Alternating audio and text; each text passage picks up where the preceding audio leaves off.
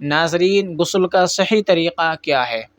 تو دیکھیے، غسل کے اندر 3 فرض ہیں، اگر انسان ان کو نہیں کرتا ہے تو اس کا غسل صحیح نہیں ہوتا ہے۔ اگر آدمی پہلے ناپاک تھا تو اب بھی ناپاک ہی رہے گا۔ تو غسل کے وہ 3 فرض کیا کیا ہیں؟ نمبر 1 ہے کلی کرنا، یعنی منہ میں اس طرح پانی بھرنا کہ تمام منہ میں چلا جائے۔ اس کی بہتر صورت یہ ہے کہ انسان غرارہ کر لے۔ نمبر 2، ناک میں پانی چڑھانا ناک کے نرم حصے تک اور اس کو چھڑکنا۔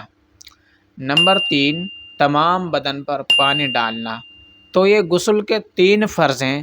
اگر کوئی شخص ان 3 فرضوں کو ادا نہیں کرتا ہے تو اس کا غسل صحیح نہیں ہوتا ہے، اور اگر غسل صحیح نہیں ہوا تو ناپاک کا ناپاک ہی رہے گا اگر پہلے وہ ناپاک تھا۔ تو دیکھیے، اب ان 3 چیزوں کے علاوہ باقی جو چیزیں ہیں وہ سنت ہیں۔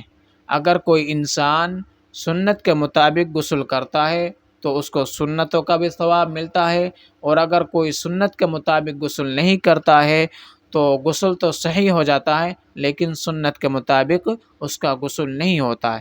ہمیں چاہیے کہ رسول اللہ صلی اللہ علیہ وسلم کی جو سنتیں ہیں ان کے مطابق غسل کرنا چاہیے۔